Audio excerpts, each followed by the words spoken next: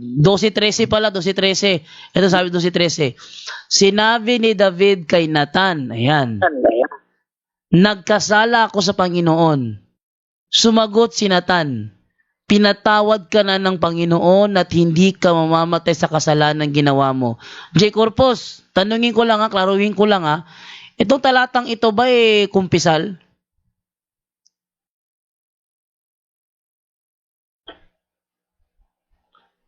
J. Corpus? Bro. Itong talata sa 2 Samuel 12:13 na sinabi ni David kay Nathan, nagkasala ako sa Panginoon. Sumagot si Nathan, pinatawad ka na ng Panginoon at hindi ka mamamatay sa kasalanan ginawa mo. Itong linyang ito, kumpisal ba to? Hindi. Kumpisal. Thank you. Dahil sa katotohanan ng ipinapangaral ng Santa Iglesia Katolika na hindi maitanggi ng mga protestante sa lungatang aral at bahayag ng mga pastor.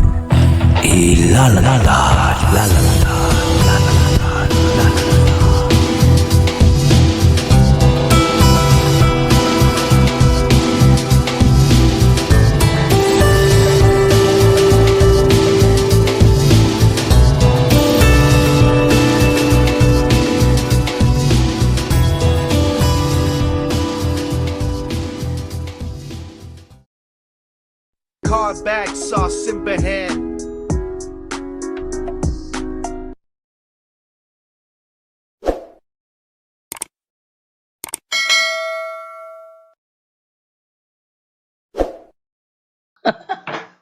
Hello bro. Yes, hello. Okay na? Sige. Iwan natin yan bro, pero may isa pa akong tanong. O sige, may isa pang tanong. Sige, go ahead. Another 1 hour yan. Yung tungkol sa pangungumpisal sa pare. O, yung bungusa sa pare na naman. Go ahead. Balikan ko lang yung tanong nung isa kanina.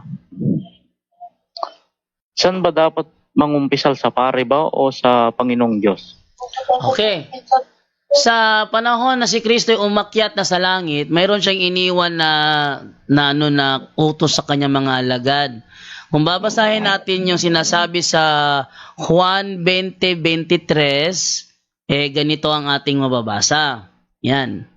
Kung patatawarin nyo ang kasalanan ng isang tao, pinatawad na siya ng Diyos. At kung hindi nyo patatawarin ang kanyang kasalanan, hindi rin siya pinatawad ng Diyos. Sa aming mga Katoliko, yan ay kumpisal. Bakit? Ang kausap dyan, mga apostol, at sila'y binigyan ng authority na magpatawad ng kasalanan at huwag magpatawad ng kasalanan. Ngayon, kung ang tao pinatawad nila, ibig sabihin, pinatawad na rin yan ng Diyos. Pero kung yung tao hindi nila pinatawad, so hindi rin yan pinatawad ng Diyos. Sa amin, yan ang kumpisal. O, tanong.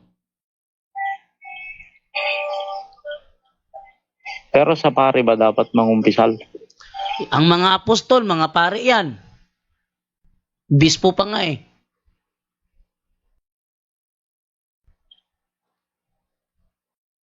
Paano ka patatawarin kung ayaw mo humingi ng tawad?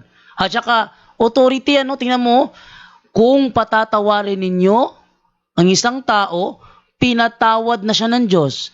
At kung hindi nyo patatawarin ng kanyang kasalanan, hindi rin siya pinatawad ng Diyos. Napakalino na authority yan na magpatawad at hindi magpatawad. Walang ganyan sa protestante, bro. Walang ganyan. Katoliko lang.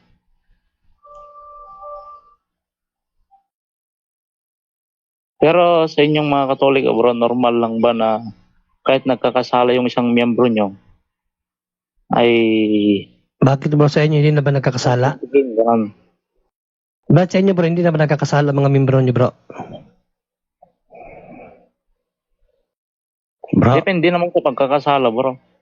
So nagkakasala din pala kayo. Sige. Ano yung Halimbawa, pagka pumatay ka ng tao, Iba na yun. Yung tanong mo, bro. Anong tanong mo, bro? Yung pangalawang tanong mo? Brother Jando, Yes, brata. Diyan ka ba, boss? medyo inantok na po ako pag magsabihan na lang yung nag-live sa akin na malipat sa ating mga kasamaan din. isa na lang, nakatulog po ako eh. Ang isa na lang yung, dahil medyo pagod ako sa 2 araw na seminar. So, yung tanong niya na saan po ba mabasa na magkumpisal sa pari, pakibasa na lang yung Ecclesiastes 5:6, Brother Jondo. Yan, mag-good night na po ako sa lahat. O sa ano yun? Sa, Ecclesiastes 5:6 sa Good News Bible, mabasa yun. o sa Bisaya yun. Sa pari. Bisaya. Sa Bisaya lang yun. Walas Di, mabasa sa English, Brother Jondo. Mayroon akong English dito. Sige, English. Ecclesiastes Oh. 5:6 sa Kahit English. na, Brother Jondo, kahit ba sa Marcos 5:1, may mga taga-Judea, taga-Samaria, nga na lumapit kang John the Baptist at nagkanpis sila kang John the Baptist. Oh, yun. Marcos 5:1. Pero yung Ecclesiastes mo na 5:6. Ito. Sabi to sa Ecclesiastes 5:6 ganito. Don't let your own words lead you into sin, so that you have to tell God's priest. You have to tell God's priest that you didn't mean it. Why make Brother Jondo, Oh. may today's English version po kayo diha. Ayan, ito binabasa ko. Ang sa akin kay kanpis ang mabasa. Ayun. Dito, you have to tell God's priest that you didn't mean it. Why make God angry with you? Why let him destroy what you have worked for? So, Bro. So, ang Marcos, Brother Jondo, ang Marcos, Brother Jondo. Pakibasa mo Marcos, 5:1 sa Tagalog bro. today's English version. Kanpis din ang mabasa natin. 5:1? 5:1. Wala man, bro. Bro, nasa Pilipino tayo, sa Tagalog mo basahin. Sige, sa Pilipino na lang, Bro Jando. Pakibasa, Bro Jando, ang Leviticus 5 sa 5 hanggang 6 sa ang Biblia version. Tagalog. Para maunawaan mo, bro, bakit sa pari magkukumpisal. Levitico, ano yun? Levitico? Leviticus 5:6 tapos Leviticus 7:7. Ang Biblia. 5:5 hanggang 6. Okay. Yan nating unahin kung bakit pari. No? Kasi dyan sa talata na yan, malinaw kung bakit pari. At mangyayari na pagka siya'y magiging makasalanan sa isa sa mga bagay na ito, ay kanyang isasaysay yaong kanyang ipinagkasala. Ano daw sabi, Bro Jando? Isasaysay ang kanyang mga pagkakasala saan? Patuloy. Isasaysay yaong kanyang ipinagkasala at dadalhin niya sa Panginoon ang handog niya dahil sa pagkakasala. Dahil sa kasalanan ng pinagkasalanan niya ay isang babae na kinuha sa kawan, isang kordero, isang kambing na pinakahandog dahil sa kasalanan at itutubos sa kanya ng saserdote tungkol sa kanyang kasalanan. Saserdote. So, itutubos ng saserdote. Ibig sabihin saserdote pari 7:7. 7:7. Okay, 7:7 naman. Sabi naman, kung paano ang handog dahil sa kasalanan ay gayon ang handog dahil sa pagkakasala, ang dalawa ay may isang kautusan. Mapapasa sa saserdoteng tumutubos. Yan ang trabaho ng pari, bro. Tagatubos ng ating kasalanan. Dahil sila po ang binigyan ng Diyos ng otoridad na magpapatawad sa ating kasalanan. Dahil ang Diyos sa atin, kung tayo direktang lalapit sa Diyos sa ating mga kasalanan, bro, hindi tayo pakikinggan ng Diyos. No? Pakibasa bro dyan sa Isaiah 59:2. Isaiah 59:2. Ito naman ang sabi. Ang masasama ninyong gawa ang dahilan ng pagkawalay ninyo sa Diyos. Nagkasala kayo kaya hindi nyo siya makita at hindi niya kayo marinig. Yan, kaya walang saysay ang paghingi natin ng patawad sa Diyos sa ating makasalanan dahil hindi niya tayo marinig. Yan gagamitin mong talata sa unang 1:1 sa original Greek, bro, walang Diyos. Basahin mo nga, bro, Jando, ang unang 1:1 kasi yan, dyan siya kukuha eh. Sa unang Juan 1:10. 1:10, oo. Okay, unang Juan 1:10 ang sabi ganito. Kung sinasabi natin hindi tayo nagkasala, ginagawa nating sinungaling ang Diyos. 9, bro, 9. Okay. Subalit, kung ipinahayag natin ang ating mga kasalanan, patatawarin tayo ng Diyos sa mga ito. Yan. At lilinisin tayo sa lahat ng ating kasalanan sapagkat siya'y tapat at matuwid. Yan, no? Dapat daw doon sa Diyos. Yan ang ginagamit ng talata. Pero basahin mo sa English, bro, Jando, kung may nabanggit bang Diyos. Sa KJV. English, okay. Sabi sa English ganito. If we confess our sins, He is faithful and just to forgive us our sins and to cleanse us from all unrighteousness. Wala namang sinabi na lumapit ka sa Diyos eh. He is faithful kasi faithful naman ang Diyos sa kanyang mga salita. Pero saan niya ipapakita yung kanyang faithfulness? Doon sa mga pari. Oh, yun ang Malinaw yung naman sa... Samuel. Yung Samuel, bro. Ikalawang Samuel 12. Ano yun? 12-12? Bro, Sige, try mo bro. 12-12 ba yun ng Samuel? Eto. Hindi. Sabi ng sundalo dito ni Cristo. Eto, 12-13. Pilipino daw ayaw ng English. 12-13 pala, 12-13. Ito sabi 12-13. Sinabi ni David kay Nathan, ayan, nagkasala ako sa Panginoon. Sumagot si Nathan, pinatawad ka na ng Panginoon at hindi ka mamamatay sa kasalanan ginawa mo. J. Corpus, tanungin ko lang klaruhin ko lang itong talatang ito ba kumpisal?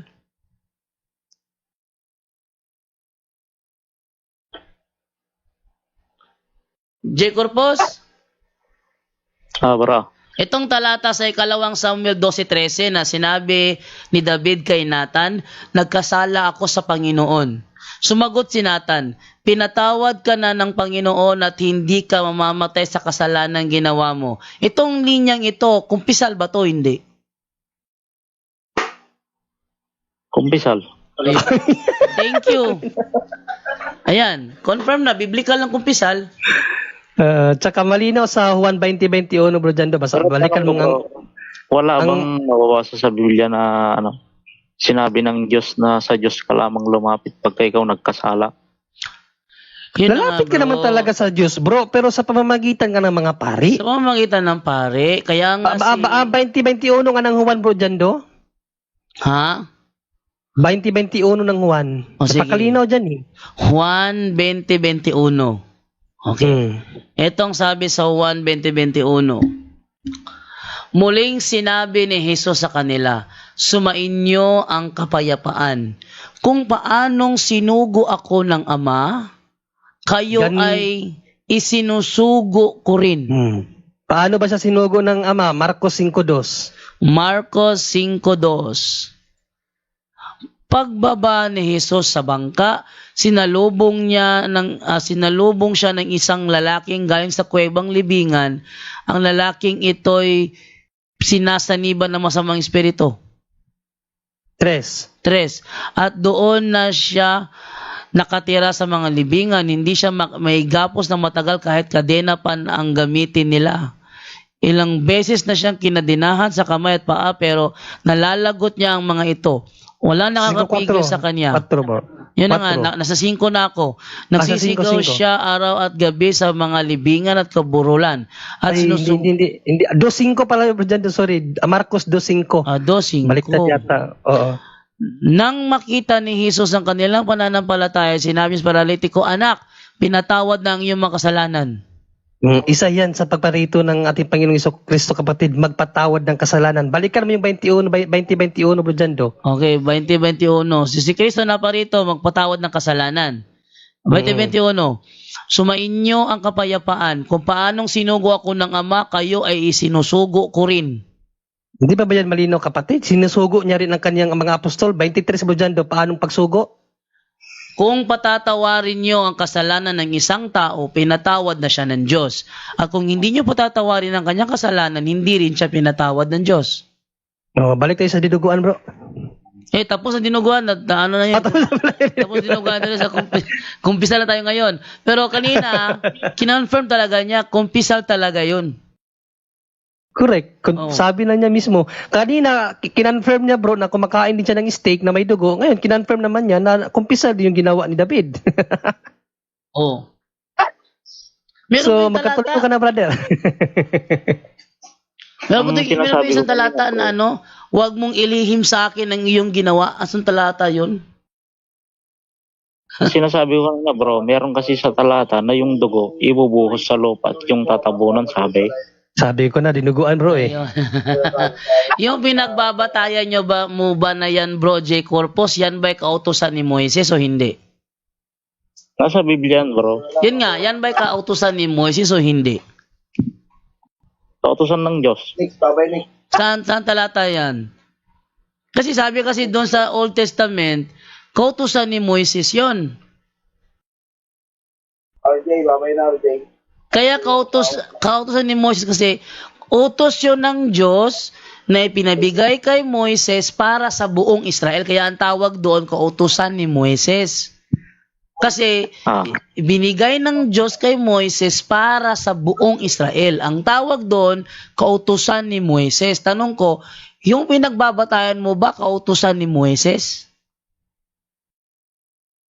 Eh kung ano yung alam mo bro, di yun. Kautusan ni Moises nga. Okay, Kaya ako confirm natin. nagtatanong bro kasi Dahil hindi ko alam. kinonfirm niya na yun ay kautusan ni Moises. Ayun ang ibig sabihin ng kautusan ni Moises. Tinan mo ha, para patunayan ko sa iyo na yan ang ibig sabihin ng kautusan ni Moises ha. Malakyas 4:4, ang sabi ganito. Ayan na, sabi ganito. Alalahanin ninyo ang mga itinuro ni Moises. Ayan, dito itinuro ni Moises ang mga tuntuning ibinigay ko sa kanya sa bundok ng Sinai upang sundin ng bansang Israel. Dito itinuro ni Moises. Sa ang dating Biblia nakalagay dyan, alalahanin ninyo ang kautusan ni Moises na aking lingkod, na aking iniutos sa kanya sa Horeb para sa buong Israel. Kaya kautusan ni Moises kasi Yung kautusan ni Moises, kautusan din yun ng Diyos. yun na nga. Ang tawag doon, kautusan ni Moises. Ano ang sinasabi sa Gawa 13:39? 13:39 ng Gawa. Etong sinasabi doon. At ang lahat ng sumasampalataya sa Kanya ay pinalalaya na sa lahat ng pagkakasala na mula sa mga ito ay hindi kayo kayang palayain ng kautusan ni Moises. Yung kautusan ni Moises, Jess Bro Jando, basahin mo yung 3 Jess Bro Jando. hindi pwede niyang labagin ng kautusan ng Diyos. 3 Gs? Galatia 3 Jess, Galatia 3 Jess. Galatia 3 Gs. Ito naman. Ang lahat ng nagtitiwala sa pagsunod sa kautusan ay nasa ilalim ng isang sumpa, sapagkat nasusulat, sumpain ang hindi sumusunod sa lahat ng nakasulat sa aklat ng kautusan. Kaya, Hindi ba bro, yung utos ni Moises, utos din yun ng Diyos. Diba? para sa buong Israel nga, tama? Dalawa yan bro. Dalawa. Wait lang. Yung kautusan ni Moises, utos nga yun ng Diyos para sa buong Israel, tama ba?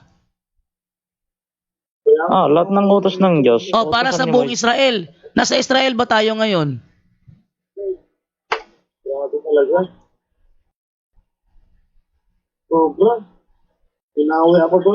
J. Corpus. Ayon sa talata, ang kautusan ni Moises para sa buong Israel. Tanong, nasa Israel ba tayo ngayon? Hindi lahat ng utos ni Moises kautusan ng Diyos. Sabi nga ni Panginoong Jesucristo, bro, kapatid, na hindi ganun nung una kasi nung una talaga 10 utos lang. Pero dahil sa katigasan ng ulo ng mga Israel, pinahintulutan ng Diyos ang utos ni Moises. Pero hindi yan ang pinaka-utos talaga ng Diyos. Kasi kung sasabihin mong utos ni Moises ay utos din ng Diyos, parang nagbanggaan ang utos ng Diyos. Bawal pumatay, tapos pumatay ang batas ni Moises bilang gobyerno ng Hudiyo, ang magkasala ng is papatayin. So magkakontra yun. Pero pinahintulutan yun ng Diyos, bro, kasi dahil sa katigasan ng ulo ng mga Hudiyo. 'Di ba sabi nga ng Panginoong Jesucristo, bro, ano nga ba talata yun, bro, Jando? Yung Nakalimutan ko. bro, yung sinabi ng Panginoong Jesucristo, bro, na hindi ganun nung una. Nakalimutan ko. Basta yung Meron yun eh. basta yung ganun yung J. Corpus ha. Ayon sa Biblia, ang kautusan ni Moises ay para sa buong Israel. Tayo, wala sa Israel. Yun lang masasabi ko.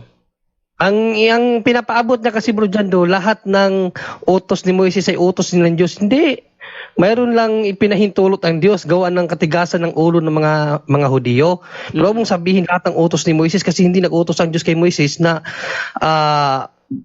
pumatay ng Hudiyo. Bawal nga pumatay eh. 'Di ba? Pero sa batas ni Moises bilang Hudiyo kasi ang panahon ni Moises, tatlo ang sinusunod nilang batas. No, batas ng Diyos, yung tinatawag nilang moral law, tinatawag na Ceremonial law. ceremonial law, at yung batas nila bilang gobyerno, umiiral na yan sa kanila. Kasi si Moises, leader siya ng Hudiyo, may batas siya na pinapasunod sa kanyang mga sinasakupan. Hindi yung batas ng Diyos. About yun sa kanilang batas bilang mga Hudiyo, na sabi Okay nga na. ng Panginoong Jesucristo, hindi ganyan nung una. Pero ngayon, napapaloob na tayo sa utos ng Diyos. Napapaloob tayo ngayon sa utos ni Kristo. Utos tayo ni Kristo, oy. Ano ba? Sabi nga sa Juan na Hebreo 1:1. Send sa Hebreo 1:1 para malaman niya. Ito, sabi sa Hebreo 1:1 hanggang 3. Noong una, nagsalita ang Diyos sa ating mga ninuno sa iba't ibang paraan at sa iba't ibang paraan sa pamamagitan ng mga propeta. Yung kay Moises.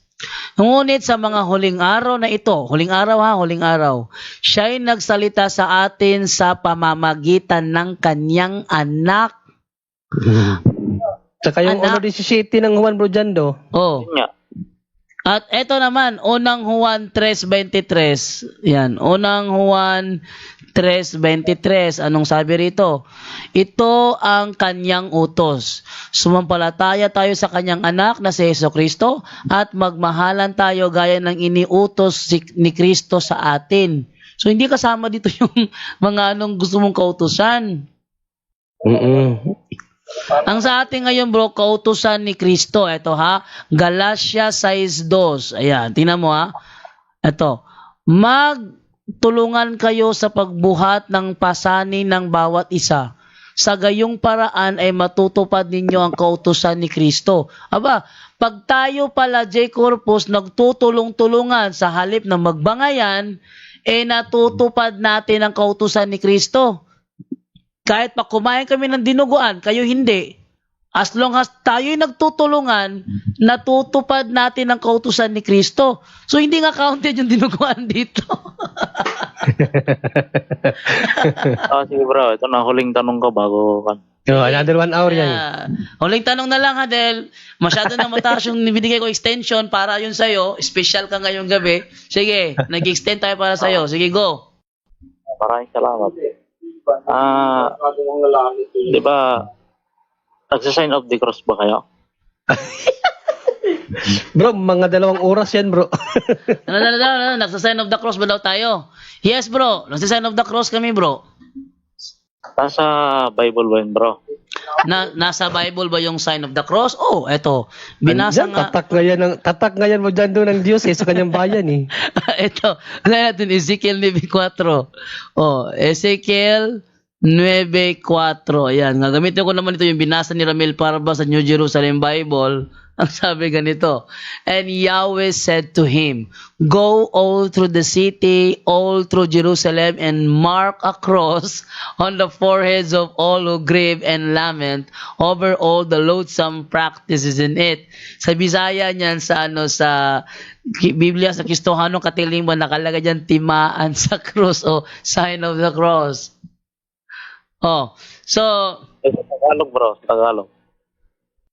Tagalog, wala sa Tagalog yan. Binasa ko nga New Jerusalem Bible. Sabi mo kasi, saan mababasa? Di binasa ko kung saan mababasa. Wag mo kong hanapan doon sa hindi siya mababasa. Ang tanong mo kasi, saan mababasa? Parang ganito ba? Rodando, napansin ko yung tanong niya, ipapabasa niya sa Tagalog ang sign of the cross. English naman yung sign of the cross, bro. Huli! Bro, Tandaan. ito bro bigyan kita ng linaw. Ang iglesia, binigyan ni Kristo ng otoridad. Yan ay nasa Mateo 18:18. Ang sabi ni Kristo ganito, tandaan ninyo, anumang ipagbawal nyo sa lupa, ipagbabawal sa langit. At ang ipahihintulot nyo sa lupa, ipahihintulot sa langit. Ngayon, ang haligit-saligan ng katotohanan, yung iglesia. Sila ang binigyan ng pahintulot, ng authority na magpahintulot at magbawal. Ang tanong, ipinapahintulot ba, Brother Romel Palma, ng iglesia dito sa lupa ang sign of the cross? Yes. Yes, dahil pinapahintulot ng iglesia sa lupa ang sign of the cross, sabi sa Matthew 18:18, ano man ang ipahintulot nyo sa lupa, ipapahintulot sa langit. Ngayon, pinahintulot ng iglesia sa lupa ang sign of the cross. May pahintulot ba sa langit yan, Brother Romel? Yes. Meron Yun. yan. At saka bro Jando, may tanong ako sa kanya. Una bro, basahin mo nga muna bro ang 7:2 ng Apokalipsis Tagalog kasi ayaw niya ng English. Tagalog. Anong version? Ang Biblia kasi diyan sila eh. 7:2, okay. At nakita ko ang ibang anghel na umakyat mula sa sikatan ng araw na taglay ang tatak ng Diyos na buhay. Yan, may pantatak ang anghel na buhay at kung babalik kami yan sa uno, mga tao ang tinatakan. Basahin mo bro Jando ang 3:18 ng Filipos. Filipos 3:18. Okay, ang sabi naman ganito. 3:18 ng Filipos, sapagkat marami ang nagsisilakad na siyang madalas na aking sinabi sa inyo at ngayon sinasabi ko sa inyo na may pagiyak na sila ang mga kaaway ng krus ni Kristo. Sino ngayon bro ang kaaway ng krus ni Kristo? Yung tinatakan o yung walang tatak?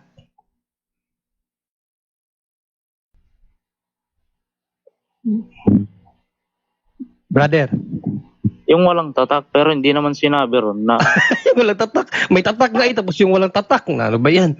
Malinaw dun sa City 1:2 ng Revelation, may pantatak para sa mga bayan ng Diyos. At San Pablo sa 3:18 ng Filipos, ang sabi ni San Pablo, marami ang nagsisalakad sa mga tao na kaaway sa krus ni Kristo. Kayo, hindi naman kayo nagtatatak ng krus eh.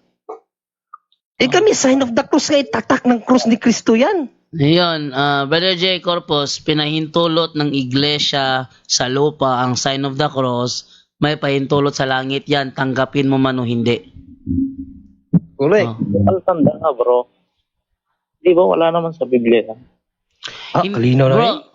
napakalinaw yung mga talatang pinagbabasa namin. Sabi sa talata sa Biblia, anuman ang ipahintulot nyo sa lupa, ipapahintulot ko sa langit. Anuman ang ipahintulot nyo sa lupa, ipahintulot ko sa langit. Yung term anuman, general term yun. At isa sa ipinahintulot sa lupa, yung sign of the cross. Kaya maliwanag yon, may pahintulot sa langit yon, yung sign of the cross. Bakit kami nasa sign of the cross? Kasi para sa amin, yung preaching about the cross of Christ is the power of God. Tanggap mo ba yon, J. Corpus? Hindi. Tanggap mo ba bro na ang preaching about sa cross of Hindi daw siya, Christ hindi na is... niya tanggap po dyan daw. Pakita mo yung unang Korinto. Teka, paano na? Bro, tanggap mo ba bro na ang preaching about sa cross of Christ is power of God? Tanggap mo yun o hindi? Hindi mo tanggap. Ito, King James Version mismo. Unang Korinto 1:18. King James Tagalog na lang bro Version. Jando kasi ayaw niya ng English. Tagalog. Ito, sige, Tagalogin ko ito. For the preaching of the cross is to them that perish is foolishness, but unto us which are saved, it is the power of God. Tagalog, ang dating Biblia, sapagkat ang salita ng krus ay kamangmangan sa kanila na nangapapahamak, ngunit ito'y kapangyarihan ng Diyos sa atin na nangaliligtas. Tanong, tanggap mo ba? Salita dyan bro Jando. Oh, tanggap Bro Jando, mo? sabi dyan, salita yan. Salita, hindi yan sign. Salita Oh, salita ng cross. Oh. Ayun, tanggap mo ba ito bro na ito ay ang cross is kapangyarihan ng Diyos? Tanggap mo na ba ito ngayon?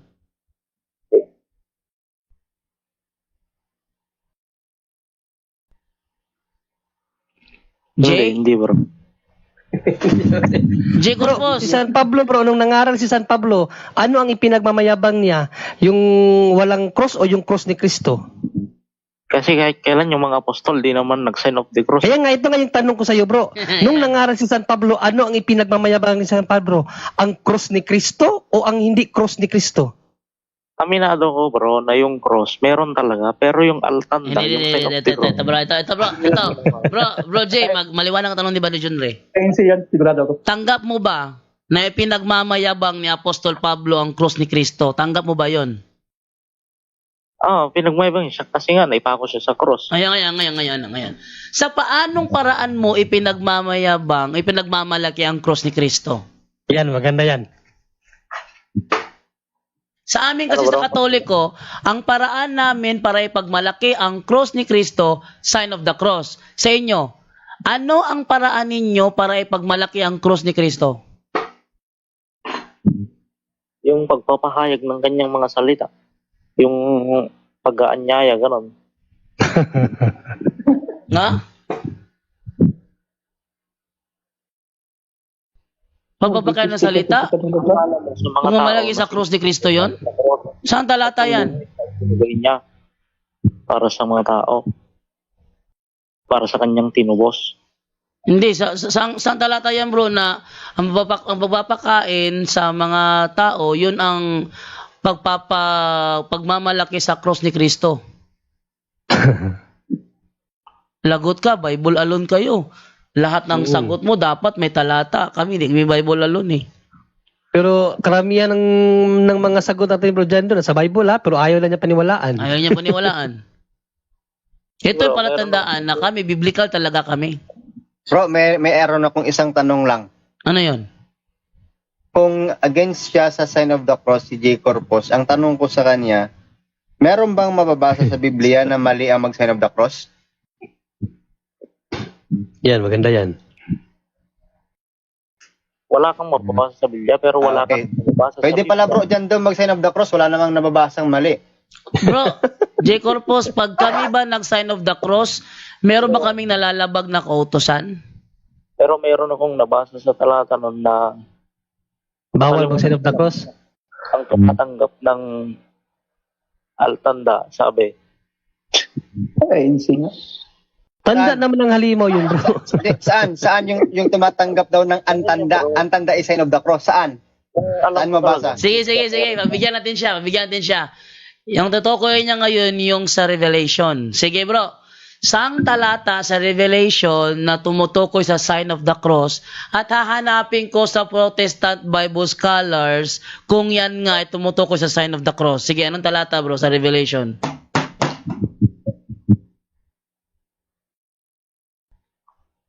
Si 18 yan, bro, dyan, sigurado ako. Tatak yan sa halimaw, hindi naman halimaw ang... Yun na nga. Sa kanila kasi, yung tatak sa noot sa kanang kamay, sign of the cross sa kanila yon. Para ma-confirm natin nga tama nga kanilang unawa sa Biblia, ating i-consult sa mga Protestant Bible scholar kung sign of the cross ba talaga ibig sabihin nun. Sige, Brother J. Corpus, saan talata yun? I-consult ko sa mga Bible scholar kung sign of the cross ba talaga yun. Saan talata yun, bro? Sa, sa talata, di ba sabi ko nga kanina, nakalimutan ko na, pero 13-18 yan, bro, dyan doon, ang Revelation, turuan na lang natin. Revelation 13:18. O, sige. Tingnan natin sa Revelation. I-confirm lang ha, kung ito ba talaga tinutukoy mo talata ha. 13:18, the book of Revelation na sabi ganito. Dito'y may karunungan. Ang may pagkaunawa ay bilangin ang bilang ng hayop, sapagkat siyang bilang ng isang tao at ang kanyang bilang ay 666. Ito ba? Di, yung ano, bro, yung may tatak ng halimaw, bro. 17. Ah. At nang huwag makabili o makapagbili ang sino man kung hindi siya mayroong tanda sa makatuwid yan. ay pangalan ng hayop o bilang ng kanyang pangalan. Ito ba yung tanda? Sinasabi mo bro? Ito ba yung tanda? J. Corpus, ito ba yung tanda? Sinasabi mo? hindi yan bro, iba yan. 16. At ang lahat, maliliit at malalaki, at mayayaman at mga dukha, at ang mga laya at ang mga alipin ay pinagbigyan ng isang tanda sa kanilang kanang kamay o sa noo. Ito na yun bro. Yan. 13:16 of Revelation, ito na ba yun? Iba yan bro, iba. Ito. Meron kasi akong, basta alam ko ba? Walang ibang objection sa cross maliban sa Revelation 13:16 to 18, yan yun. Kasi Sabi, baka meron siya. Sa kanya baka ay meron. iinom din naman ng alak atin, ng kagalitan ng Diyos, sabi. Kagalitan ng Diyos, ano yun? Alak ng kagalitan ng Diyos, sabi niya. Sabi ni Princess Naomi Narumi, ano ba yung nagtatanong parang hindi siya handa? Palagi naman yung ganyan, sister. Lahat ng nakakapasok sa punto per punto, pagdating sa tanungan, palaging hindi handa. Ito kasi yon. Ba't sila hindi handa? Kasi, ang kanilang pastor, pag nangaral sa kanila, feeling nila, ang gagaling na nila. At tayo, wala tayong kaalam-alam. Mangmang tayo sa Biblia pag silang nagsalita. Kaya yung mga Katoliko na nakakonvert sa ibang relihiyon, akala nila talagang mangmang tayo sa Biblia. Pero totoo, hindi lang niya pinagbigyan ng panahon na siya mag-aral ng Biblia. Correct. Nalipat ng ibang reliyon. Tapos sabi niya, mangmang Katoliko, walang alam ang Katoliko. Mga Katoliko kami dito pero nahihirapan ka, J. Corpus. Hindi pa nga nakapuntos, bro, eh. Lahat ng mga tuligsa niya, inamin niya na ginagawa nila. At saka on live tayo ngayon na yung mga tanong mo hindi lahat umubra. Yung expectation mo na magwawagi ka sa talakayang ito hindi nangyari. Ayan na. Advice sa mga protestante, huwag kayong masyadong sa sarili nyo na ang gagaling nyo na. Yan na sinabi ni Alfie Angeles na na feeling nila sa MCGI, refer sa MCGI, ang feeling nila is ang gagaling na nila pero totoo walang alam yan. Bro, mag-aalauna na kasi sa akin, bro, baka pwedeng tapusin na natin. Sige, tapusin na natin to.